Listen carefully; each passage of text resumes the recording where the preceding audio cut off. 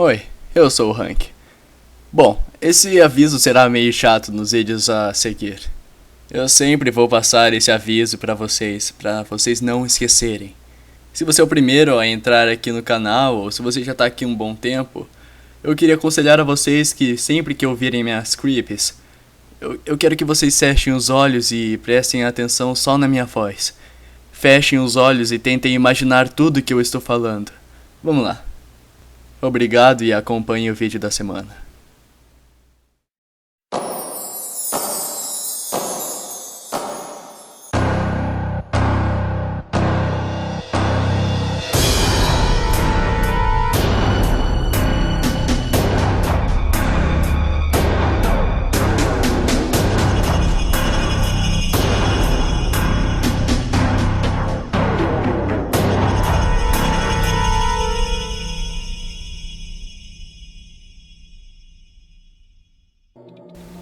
Uma breve olhada na sala acabava com todas as dúvidas.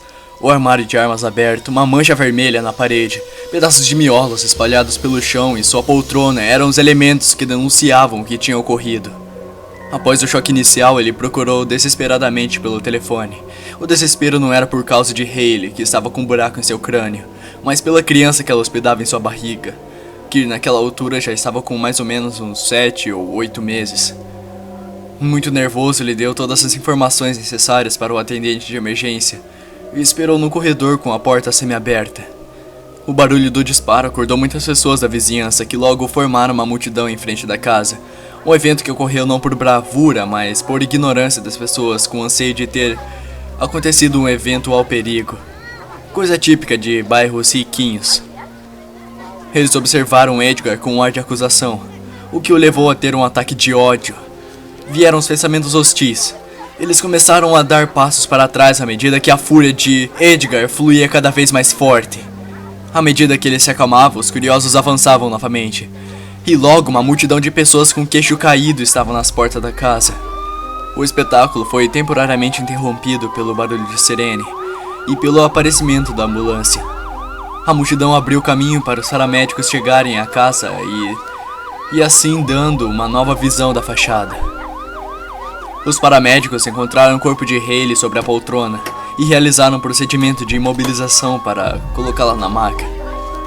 Quando o corpo já estava devidamente amarrado, empurraram a maca para fora da casa até chegar à parte de trás da ambulância. Edgar também entrou no veículo, assim não teria que responder perguntas dos curiosos ao redor.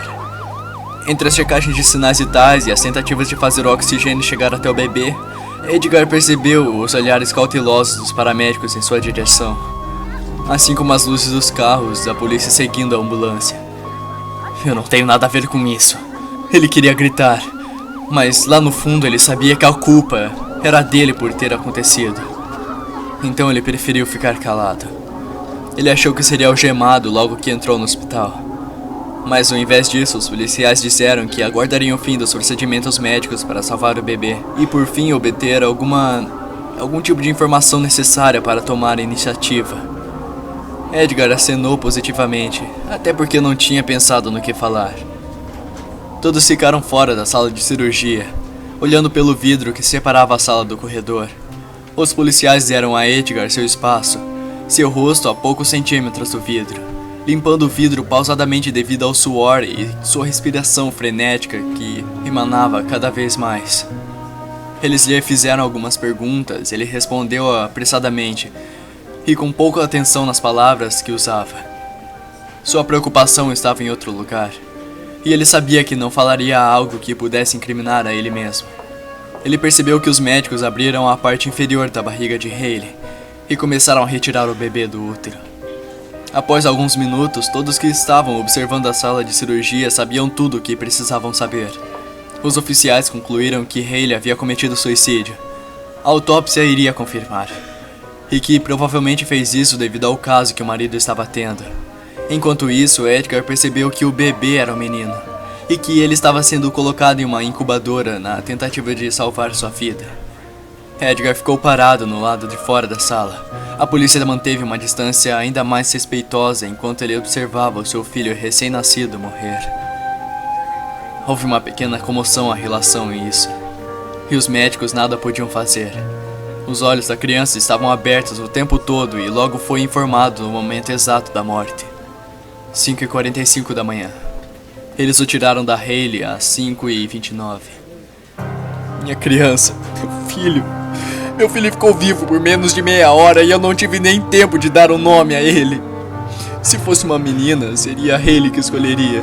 Se fosse um garoto, seria eu. Essa foi a promessa que fizemos, logo que não conseguimos concordar com os nomes. Droga! Edgar deu um soco forte na parede e sentiu os dedos se quebrando. Ele caiu de joelhos no chão, mas a dor em sua mão era muito menor do que a dor das suas lágrimas que saíam de seus olhos. Isso foi há 2 semanas atrás. Hoje, Edgar come ovos mexidos sem gosto e um café extremamente amargo. Já fazem 8 noites que ele tem o mesmo pesadelo, onde ele se mata, o pesadelo que tira qualquer vontade de dormir. 8 noites ele é obrigado a viver em companhia com um homem que vive nas sombras, que sempre sorria logo que Edgar fazia uma decisão final. Lâmpadas, uma caixa delas, as de maior voltagem de uma loja. Edgar lembrava o que tinha que fazer. Pegou sua jaqueta e saiu pela porta da frente. No trabalho foi basicamente a mesma coisa, exceto pela mórbida distração fornecida pela toalha que forrava o bebedor, presente de sua esposa suicida. Isso era irritante mais do que qualquer coisa.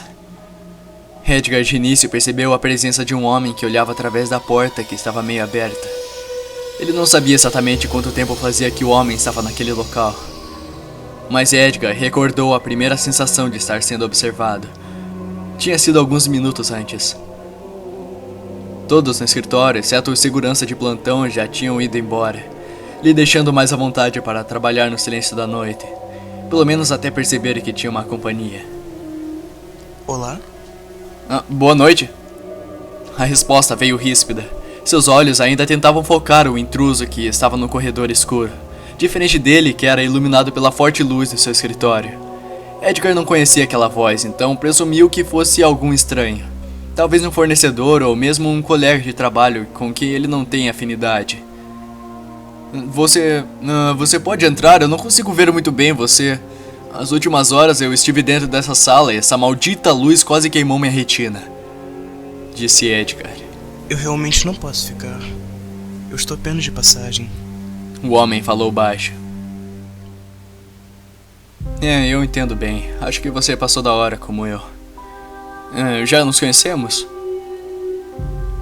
Os olhos de Edgar começaram a se ajustar à pouca luz que iluminava o corredor. Mas mesmo a melhora, ele não conseguia ver bem o rosto do estranho. Mas notou que ele usava um terno escuro de qualidade duvidosa. Quem quer que fosse esse estranho, gostava bastante de ternos, pois a cestas era sempre marcada por roupas casuais e até mesmo os executivos usavam camisa polo, calça, jeans e até tênis. Como o homem já estava saindo, Edgar fez um esforço mais para saber exatamente quem era antes de ele desaparecer completamente de vista. Eu sou novo aqui. Eu sou um mensageiro. Estou aqui para entregar um pacote. Edgar inclinou a cabeça desconfiando. Um mensageiro usando um terno? Como assim? Edgar pensou. Também não viu nenhum crachá de identificação. Seria uma testemunha de Jeová ou algum outro tipo de fanático religioso? Você está trabalhando muito. Não sente falta de sua família? Um nó na garganta de Edgar se formou e ele encostou na cadeira. Após o choque inicial, Edgar rapidamente tentou manter a postura e não se abalar por uma pergunta inapropriada. Um representante do Sindicato de Trabalhadores. Claro que é isso. Ele veio aqui conversar sobre os assuntos delicados até chegar a um ponto onde falaria da carga horária semanal. E também, talvez as horas extras. Edgar pensou. Eu recebo um salário justo para o esforço que eu faço, assim como os demais empregados da nossa empresa, então eu estou bem, obrigado. Assim, sinto muito em ouvir isso. Bem... O estranho se virou ligeiramente na intenção de sair, mas inclinou a cabeça para dentro do escritório pela primeira vez. Eu tenho certeza que eles sentem essa falta. O rosto sumiu tão rapidamente quanto apareceu, assim como a silhueta do estranho. Mas o seu rosto ficou gravado na mente de Edgar, queimando seu cérebro, e ele tinha certeza que lembraria até o último dia da sua vida. Os olhos eram de um azul tão pálido que sugeriam cegueira, mas que conseguiriam olhar Edgar fixamente. Sua pele era bastante pálida e dava a impressão de que estava doente. Até lembrava a textura de um couro velho. As bochechas e as órbitas dos olhos eram fundos, e a carne nesses locais pareciam estar despregadas. E podia-se ver muito bem o desenho do crânio na região da testa e a boca. Mórbido e cadavérico, os cabelos gordurosos e amarrados, a pele de seu rosto se movendo enquanto ele falava. Tudo nele parecia ser intruso em seu pesadelo. Mas a pior parte foi ver os seus olhos. Haviam algo de estranhamente familiar, algo horrível que ele não sabia explicar. Logo que se libertou do choque e conseguiu mover seu corpo, Edgar correu até a porta para ver se o estranho ainda estava no corredor. O elevador não fez nenhum barulho, nem abriu ou fechou as portas. Ele ainda está em algum lugar nesse andar, pensou Edgar freneticamente. Por outro lado, a voz da razão afirmava que aquele estranho era apenas um fruto da sua mente sobrecarregada de culpa. Mas mesmo assim, Edgar procurou pelo intruso naquele andar. Cartazes motivacionais e executivos de paletó espalhados pelas paredes pareciam zombar de Edgar e sua busca. Ah, sim, nós sabemos quem ele é e para onde ele foi, mas estamos muito ocupados com as nossas carreiras para poder te ajudar. Edgar podia imaginar ele falando. Ele colocou as mãos na cabeça, arrancando um pouco de seu cabelo. Se seu visitante era real, havia partido invisível e inaudível. Edgar podia sentir o seu coração batendo a todo vapor, quase saindo pela sua caixa torácica. Ele voltou para a sala somente para pegar sua bolsa e sair correndo daquele vazio opressivo que era o seu escritório.